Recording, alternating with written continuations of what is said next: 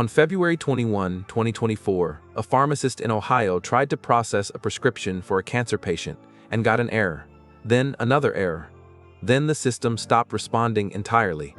Across the country, the same thing was happening. Pharmacies, hospitals, billing offices, and clinics, all connected to a single company's payment processing system, and that system had just gone down. Not for an hour, for weeks. The company was Change Healthcare, a subsidiary of UnitedHealth Group.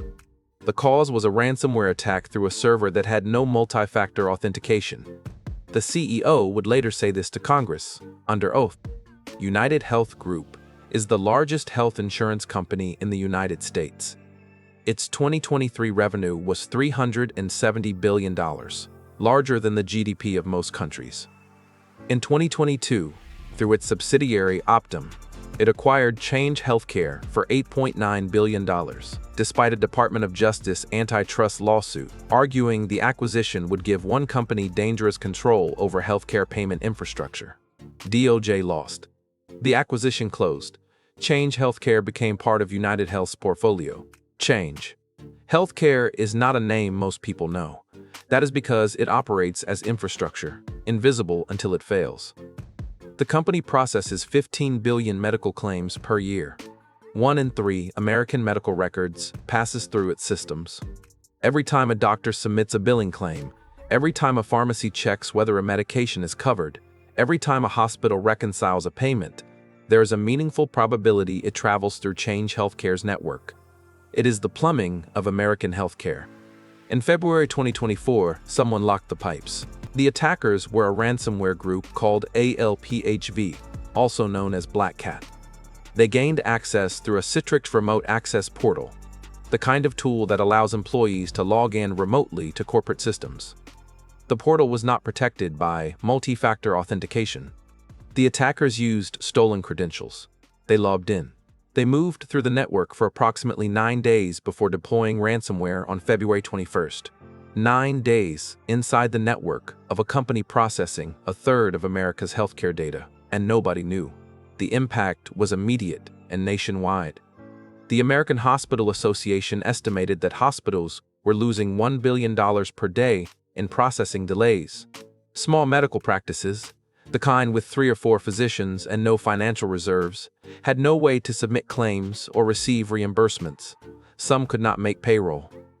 UnitedHealth Group advanced approximately $6.5 billion in loans to struggling providers, which meant the company that caused the disruption was also charging interest on the emergency funds it issued to the people it disrupted.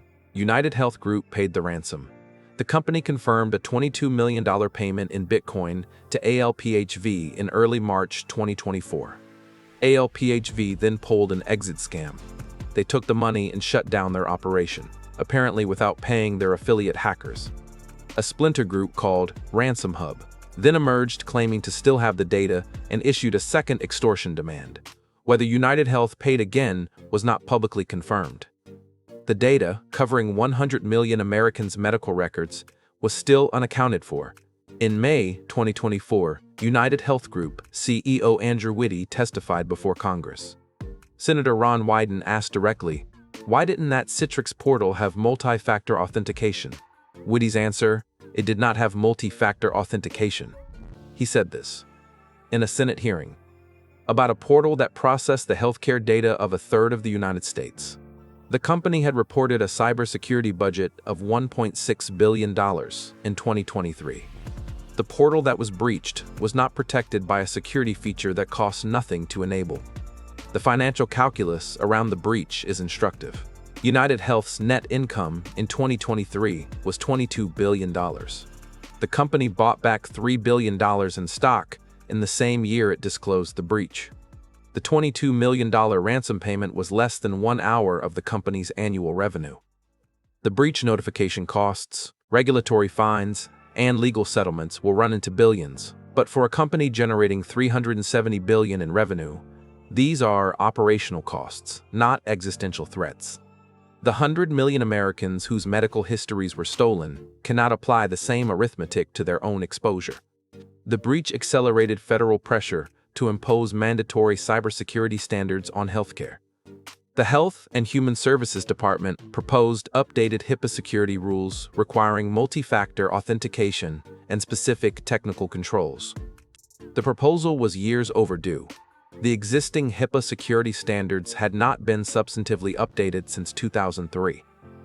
The healthcare sector had argued against mandatory security standards for years on cost grounds. The cost of the Change Healthcare breach, passed directly to patients, providers, and taxpayers, exceeded any compliance cost the industry had cited. The Department of Justice tried to block the acquisition that created this single point of failure. It lost. Change Healthcare became part of UnitedHealth. One company came to process 1 in 3 American medical records. That company's remote access portal had no multi-factor authentication. The CEO confirmed this to Congress. The breach exposed 100 million Americans' medical histories, diagnoses, treatments, medications, mental health records, HIV status, addiction records. This data does not expire. It will surface in insurance decisions, employment background checks, and personal relationships for decades. The ransom was $22 million. The security feature that would have stopped the attack cost nothing to enable. This was one attack on one company that touched a third of the country. To see how the same intrusion looked from the pharmacy counter outward, one ransomware attack shut down pharmacies across America goes further. It is on this channel.